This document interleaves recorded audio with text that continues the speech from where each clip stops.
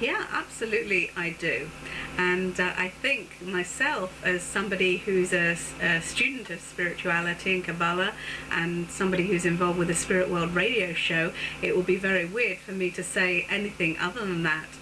Why? Well, I don't know. I just think there's so much overwhelming evidence in the world.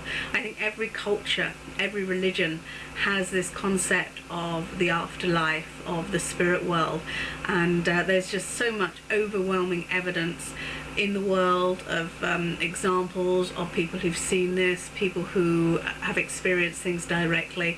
Aside from anything I've experienced myself, I think there's just too much evidence for this not to be true, and I totally believe in it 100%.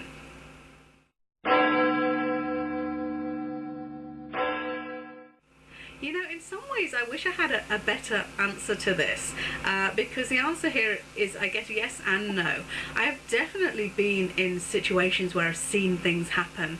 Aside from, I think, things that everybody's seen, like lights flickering, things flying off the wall, I've actually been in buildings where I definitely can sense something. I used to work in a radio station in England, which was in a very haunted, known to be actually a haunted building, and I did very early shifts there, and I would often see shadows and things that seemed to be people or spirits moving around there, and absolutely 100% convinced that that was going on in that building.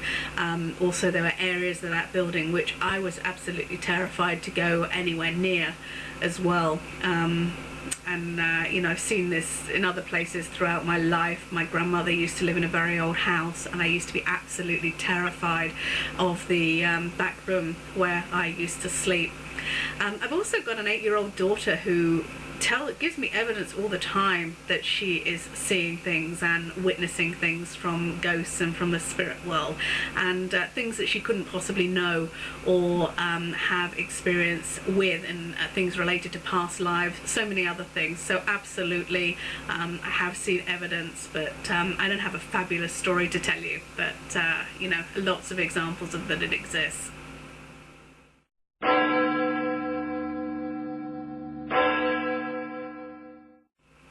Absolutely, 100% no. Not for $200. I don't even think for $1,000, $2,000. I think I would be absolutely terrified to do that on my own. Now, if I wasn't on my own, if perhaps Bob wanted to come with me, or anybody, you know, I think that would be great. I think particularly if you had somebody who knew a little bit about what they were doing and what they were looking for, you'd see all sorts of manifestations of spirit and all sorts of really interesting things. So then I'd do it for sure, but on my own, absolutely not.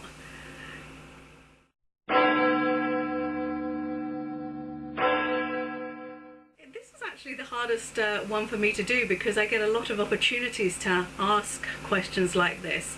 The two big questions I have, one from me, first of all, is where actually is the spirit world? I hear lots of different evidence from this, like, you know, it's 3 feet above us, it's in another plane, but where are people going after they die, and where in relation to us is it? The other question I have actually is something that you've raised, Norman, for me. You mentioned ghosts and spirits pretty much interchangeably, and there's a big difference, I understand, between ghosts and spirits. So I'd like to have a bit more explanation about what that difference is.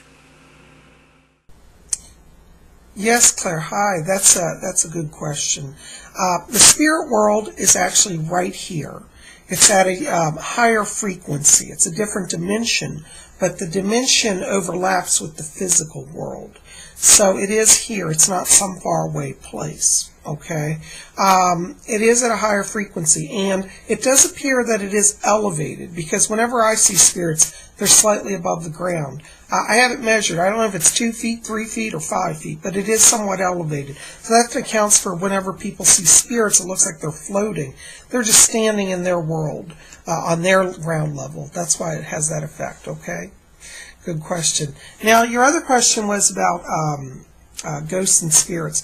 Ghosts are essentially people that are earthbound, souls that are trapped on the earth that have not crossed over to the light. Once a soul crosses to the light, it is freed from its suffering, and it attains peace and healing. So we don't want to leave earthbound souls trapped, because they still stay in a state of suffering. Once they go to the light, they get healed. Okay? Hope that helps. Thank you.